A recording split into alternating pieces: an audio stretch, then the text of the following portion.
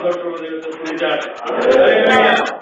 അതിപരിശുദ്ധമായ നാമം വാഴ്ത്തപ്പെടുമാറാകട്ടെ. അനുഗ്രഹിക്കപ്പെട്ട രാത്രിയിൽ ഇവിടെയുള്ളതായ ദൈവസഭയോട് ഞാൻ ദൈവത്തെ ആരാധിക്കുവാൻ ദൈവനാമത്തിനായി സ്തോത്രം ചെയ്തു ചെയ്യുവാൻ കർത്താവിന്റെ വീരദാസൻ പാസ്റ്ററെ ഓർത്ത് ദൈവത്തെ സ്തുതിക്കുന്നു. കേരളത്തിൽ ദീർഘവർഷങ്ങൾ കർത്താവിന് വേണ്ടി പ്രവർത്തിച്ച കർത്താവിന്റെ വീരദാസൻ ഒരുമിച്ച് ദൈവത്തെ സ്തുതിക്കുവാൻ ദൈവനാമത്തെ ഓർത്ത് ദൈവത്തെ സ്തുതിക്കുന്നു.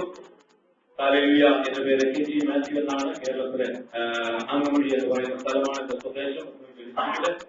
ദൈവത്തിന് സ്തോത്രം. എനിക്ക് 3 വയസ്സുള്ള സമയത്ത് എന്റെ പിതാവിനുണ്ടായ രോഗത്താൽ പ്രാർത്ഥനയിൽ കൂടെയുള്ളതായ വിടുതൽ അനുഭവിക്കുവാനും അങ്ങനെ നിങ്ങൾ കുടുംബമായി സ്വന്തം വിശ്വാസത്തിലേക്ക് കടന്നുവരുവാനും കർത്താവ് സഹായിച്ചു. സാക്ഷിയൊന്നും പറയുവാനും ഇവിടെ സമയമില്ല. ദൈവത്തിന് നന്ദിയോട് സ്തോത്രം. കൃപയാൽ കർത്താവ് ഞങ്ങളെ രക്ഷയുടെ അനുഭവത്തിലേക്ക് നടത്തി. ഏകദേശം 40 വർഷത്തിനു മുമ്പേ എന്റെ പിതാവിനുണ്ടായ രോഗത്തിൽ നിന്നുള്ളതായ വിടുതലോടെ സ്വന്തം വിശ്വാസത്തിലേക്ക് കടന്നുവരുവാനും നമ്മുടെ പ്രദേശത്ത് അനുഗ്രഹിക്കപ്പെട്ട ഒരു വിദ്യാഭ്യാസ ദൈവസഭയുടെ ഒരു സഭ വിടുതലെടുക്കുവാനും കർത്താവ് സഹായിച്ചു. എന്റെ മൂത്ത സഹോദരനും കഴിഞ്ഞ 35 വർഷമായി നോർത്ത് ഇന്ത്യയിലെ കർത്താവിന്റെ വേദിയോട് ബന്ധത്തിലായിരിക്കുന്നു. എനിക്കും കഴിഞ്ഞ 22 പരമായ വർഷമായി നോർത്ത് ഇന്ത്യയിൽ ശുശ്രൂഷിപ്പാൻ ദൈവത്തിനുള്ള ഭാഗ്യത്തെ ഓർത്ത് ദൈവത്തെ സ്തുതിക്കുന്നു. ഞങ്ങൾ കുടുംബമായി ബോംബെയിലായിരിക്കുന്നു. എനിക്ക് മക്കളുണ്ട്. ദൈവത്തിന് സ്തോത്രം. കർത്താവ് നടത്തിയ എല്ലാ വിധങ്ങളെ ഓർത്ത് ഇന്ന് രാത്രിയിൽ ഞാൻ ദൈവത്തിന് സ്തോത്രം ചെയ്യുകയാണ്. നമ്മുടെ ദൈവത്തെ പോലെ വലിയ ദൈവം ആരുള്ളൂ. ഹല്ലേലൂയ. ഈ ദൈവത്തെ സേവിക്കുന്ന പോലെ ശ്രേഷ്ഠമായത് ഒന്നില്ല. ദൈവത്തിന് സ്തോത്രം. കർത്താവിന്റെ സന്നിധിയിലേക്ക് കടന്നു വന്ന സാഹചര്യങ്ങളിൽ ഒരുപാട് എതിർപ്പുകളും പ്രയാസങ്ങളും ഒക്കെ ഞങ്ങളെ ഭവനത്തിൽ അനുഭവിക്കുന്നതായിട്ട് വന്നു. എങ്കിലും കർത്താവ് ഞങ്ങൾ കൃത്യമായ ഓർത്ത് ദൈവത്തെ സ്തുതിക്കുകയാണ്. ദൈവത്തിന് നന്ദിയോട് സ്തോത്രം. ചെറിയ പ്രായത്തിൽ തന്നെ കർത്താവിനെ രക്ഷകനും കർത്താവുമായി അംഗീകരിക്കുവാനും കർത്താവിനെ അനുസരിക്കുവാനും കേരളത്തിലും നോർത്ത് ഇന്ത്യയിലുമായി ദൈവത്തിന്റെ വചനം പഠിക്കുവാനും അതിനുശേഷമായി നോർത്ത് ഇന്ത്യയിലെ നാഗാലാൻഡിലും ഗുജറാത്തിലും മഹാരാഷ്ട്രയിലുമായി സഭാസുഹൃത്തുക്കളുടെ ബന്ധത്തിലായിരിക്കാനിടയായി. ദൈവത്തിന് സ്തോത്രം. ചില നാളുകൾ ടീമിൽ പ്രവർത്തിക്കാനിടയായൊക്കെ ദൈവം തന്ന എല്ലാ ഭാഗ്യത്തെ ഓർത്ത് ദൈവത്തിന് സ്തോത്രം ചെയ്യുകയാണ്. കൃപയാൽ ദൈവത്തിന് സ്തോത്രം. കഴിഞ്ഞ 21 ദിവസങ്ങൾ ഉപവാസത്തില് ഉണ്ടായിരുന്ന സമയങ്ങളിൽ ദൈവം ഒഴുക്കിയ വഴി പ്രകാരം ദൈവത്തിന് സ്തോത്രം ഈ ദേശത്തേക്കും വരുവാൻ ദൈവത്തെ പ്രവർത്തിക്കാൻ ദൈവത്തെ സ്തുതിക്കുകയാണ്. ദൈവത്തിന് നന്ദിയോട് സ്തോത്രം. സമയം ചുരുക്കമായതിനാൽ ദൈവവചനത്തിലേക്ക് കടക്കുവാൻ ആഗ്രഹിക്കുന്നു. സങ്കീർത്തനം 14-ാം സങ്കീർത്തനം അതിന്റെ 7-ാമത്തെ വാക്യം നമുക്ക് അല്പസമയത്തെ ചിന്തനത്തിനായിട്ട് വായിക്കാം.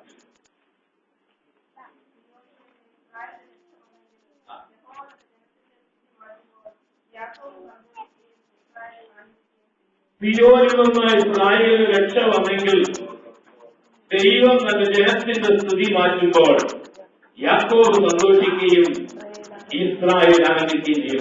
നമ്മുടെ കാര്യങ്ങൾ സ്തുതിച്ചാട്ടെ. ഉറപ്പുണ്ട് ദൈവം എന്റെ സ്ഥിതിക്ക് മാറ്റം വരുന്നത്. കഴിഞ്ഞ 30-ാം തീയതി 31-ാം തീയതിയാണ് ഞാൻ ഈ ദേശത്ത് വരുന്നത്. ദൈവത്തിന് സ്തോത്രം.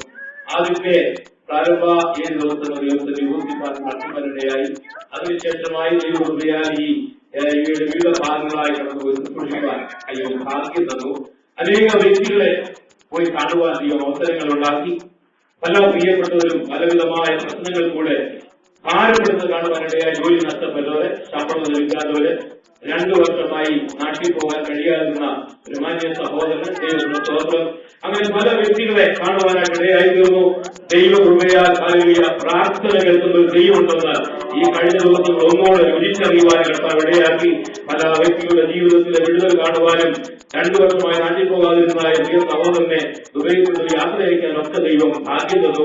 നമ്മുടെ ദൈവം എത്ര വലിയവനാണ്, എത്ര ഉന്നതനാണ്. ഇന്ന് രാത്രി ഈ വചനപ്രകാരം വിശ്വസിച്ച് പ്രാർത്ഥിക്കുന്ന ദൈവത്തിന്റെ പൈതൃകത്തിന് വേണ്ടി അത്ഭുതങ്ങൾ പ്രവർത്തിക്കുവാൻ കഴിവുള്ള ദൈവം ഈ ആരാധന വന്നിട്ടുണ്ട്. വിശ്വാസത്തോടെ നമ്മുടെ ദൈവത്തെ നമ്മൾ സ്തുതിക്കുകയാണ്. ദൈവത്തിന്റെ സ്തോത്രം. തിരുവചനം നാം ആദ്യോടെ പഠിക്കുമ്പോൾ നമ്മുടെ ദൈവത്തിന്റെ പല പേരുകളിൽ നമ്മൾ സംബോധന ചെയ്യാറുണ്ട്. കഴിവുന്ന ദൈവം, കാക്കുന്ന ദൈവം, വിടുവിക്കുന്ന ദൈവം, സൗഖ്യമാക്കുന്ന ദൈവം, സർവശക്തനായ ദൈവം, അത്ഭുതങ്ങളെ പ്രവർത്തിക്കുന്ന ദൈവം. ഇങ്ങനെ അനേകം പേരുകൾ നമ്മൾ ധാരണ സംബോധന ചെയ്യാറുണ്ട്. ദൈവങ്ങളെ ആ പേരിൽ ഒക്കെ നമ്മൾ വിളിക്കുമ്പോൾ തന്നെ നമ്മുടെ ദൈവം അങ്ങനെ തന്നെ പ്രവർത്തിച്ചുകൊണ്ടിരിക്കുക. കഴിയുന്ന ദൈവം എത്രയോ പ്രാവശ്യം ദൈവം നമ്മെ കരുതി നടത്തിയിട്ടുണ്ട്. സൗഖ്യമാക്കുന്ന ദൈവം എത്രയോ പ്രാവശ്യം ദൈവം നമ്മളെ സൗഖ്യമാക്കിയിട്ടുണ്ട്. വിടുവിക്കുന്ന ദൈവം എത്രയോ പ്രാവശ്യം ദൈവം നമ്മളെ വിടുവിച്ചിട്ടുണ്ട്. ഇവിടെ ഓരോരുത്തരും ചോദിച്ചാൽ അനേക സാക്ഷ്യങ്ങൾ പറയുവാനായിട്ട് കഴിയും. നിങ്ങൾക്ക് പറയാൻ കഴിയുമെങ്കിൽ എനിക്ക് പറയാൻ 1988 നാഗലാ തലസ്ഥാനമായ കോഹിമയിൽ കടന്നുപോകുവാൻ ശുശ്രൂഷിക്കാനിടയായി 3 വർഷങ്ങൾ ആ പ്രദേശത്ത് ശുശ്രൂഷിച്ചു. ദൈവമേ അതിൽ പട്ടിയും അതേ പാറ്റയെ ചിരന്തിയും തിരുനാളുകളാണ് നാഗലാൻഡിലുള്ളത്. ആ ദേശത്ത് 88 ഞാൻ കടന്നുപോയി. അനേക പ്രാവശ്യങ്ങൾ ശത്രുക്കളുടെ കൈകൾ ഞാൻ പിടിക്കപ്പെട്ടു. ദൈവത്തിന് സ്തോത്രം. അതിൽ വലിച്ചുകൊണ്ട് ലോഡ്ജിലേക്ക് കൊണ്ടുപോയ അനുഭവങ്ങളുണ്ട്. ദൈവത്തിന് സ്തോത്രം. എന്നാൽ വിടുവിക്കുന്ന ദൈവത്തെ അവിടെ വെച്ച് ഞാൻ നേരിൽ കാണുവാനിടയായി. ആ ദൈവത്തിന്റെ കാര്യങ്ങൾ എനിക്ക് അനുഭവിക്കുവാനിടയായി. ദൈവത്തിന് സ്തോത്രം.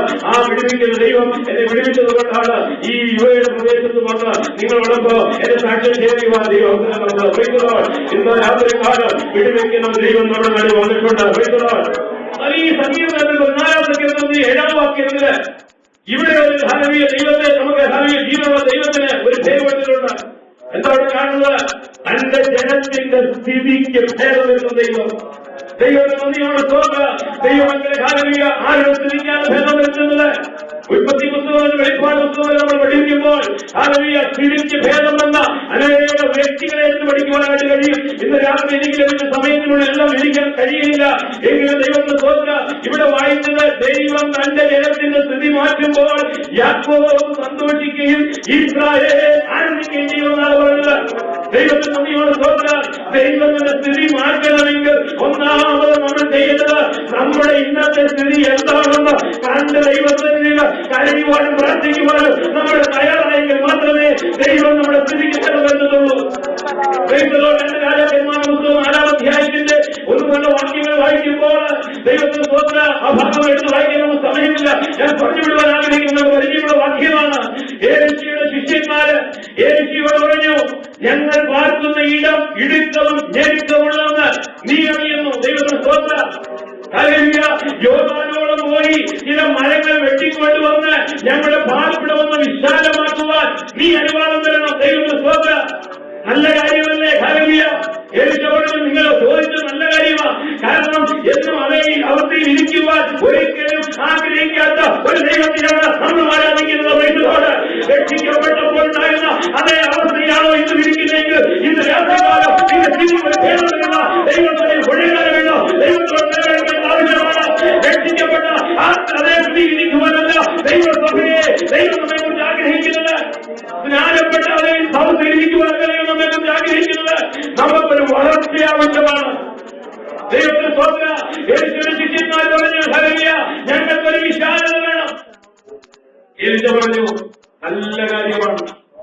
ഇന്ന് രാത്രി കാലം നമ്മൾ ദൈവത്തിനാണ് കണ്ടുകൊണ്ടിരിക്കുന്നത്. ഒരുപാട് പ്രശ്നങ്ങൾ നമ്മൾക്ക് കേട്ടവരാ, ദൈവത്തെ നമ്മൾ ധ്യാനിക്കുന്നവരാ. ദൈവത്തിന് സ്തോത്രം. ദൈവവചനമാണ് നമ്മളെ ബലപ്പെടുത്തുന്നത്. ദൈവത്തിനെ വിജയം ധ്യാനിക്കുവാൻ പഠിക്കുവാൻ ഒരു വാഞ്ച നമ്മുടെ മുന്നിലുണ്ടാകണം. അതായത് 5-3 വായിക്കുന്ന ആത്മാവിൽ ദരിദ്രരായ ഭാഗ്യവാന്മാർ സ്വർഗ്ഗരാജ്യം അവർക്കുള്ളത് എന്ന് പറഞ്ഞാൽ ഒരു നേരത്തെ ആധാരമില്ലാത്ത ഒരു നല്ല വിദ്യാർത്ഥ ഹല്ലേലൂയ. ദൈവമക്കളെ കർത്താവിനെ പിൻപറ്റിയ തലമുറകളെ ദൈവം അനുഗ്രഹിച്ചിട്ടുണ്ട്. അന്നവത്താവിൽ നന്മയെ എണ്ണമില്ലാതെ നമ്മൾ അവസ്ഥകളുണ്ടായിരുന്നു. കെട്ടിയുമായി കടന്നു വന്നപ്പോൾ നമ്മുടെ അവസ്ഥ എന്തായിരുന്നു നമുക്ക് തിരിഞ്ഞു നോക്കുക. എന്നാൽ ഇന്ന് രാത്രി നമുക്ക് പറയാൻ കഴിയൂ, എന്റെ ദൈവത്തെ എത്ര അത്ഭുതമായി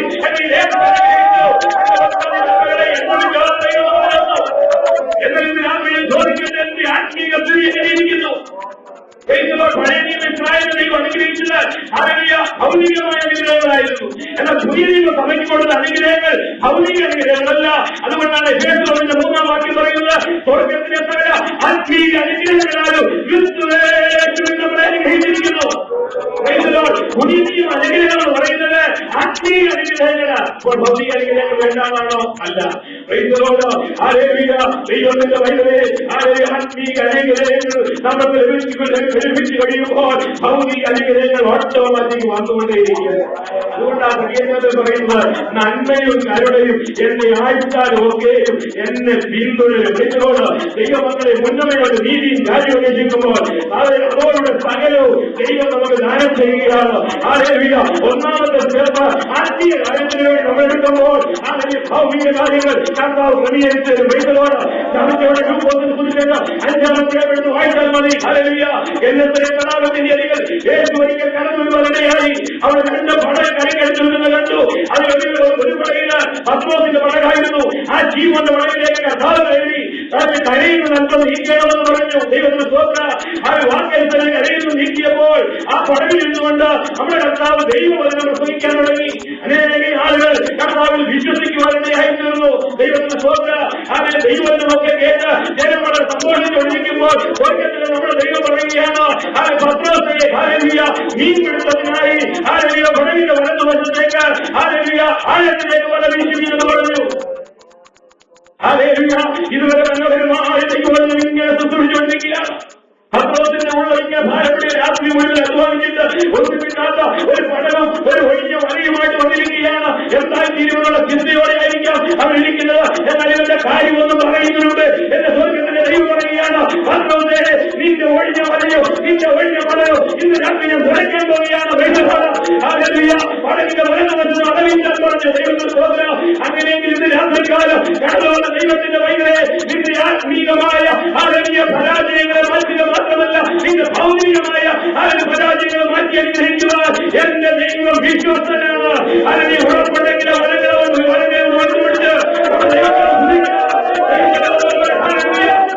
ദൈവത്തിന്റെ സ്തോത്രം. ഇവിടെ വായിക്കുന്ന ശിഷ്യന്മാർ പറയുകയാണ്, നീ കൂടെ ഞങ്ങൾക്ക് ആ യോർദാനിൽ പോയി ചില മരങ്ങളൊക്കെ വെട്ടിക്കൊണ്ടുവന്ന് ഞങ്ങൾ ഈ പാർശ്വം വിശാലമാക്കുക നീ അനുവദിക്കണം. ആ ഏലിശ പറഞ്ഞു ധൈര്യമായിട്ട് പോകാൻ പറഞ്ഞു.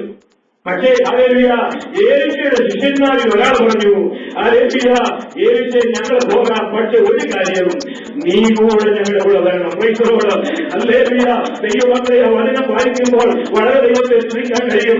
ഏലിശയുടെ ശിഷ്യന്മാർ പറയുകയാണോ നീ കൂടെ ഞങ്ങളുടെ കൂടെ വരണോ. ഇന്ന് രാത്രി ദൈവത്തെ വന്നിരിക്കുന്ന ദൈവത്തിന്റെ മക്കളോട് ഈ സഭയോട് ദൈവാത്മാവിന് ഒരാരാധന വിളിച്ചു പറയട്ടെ.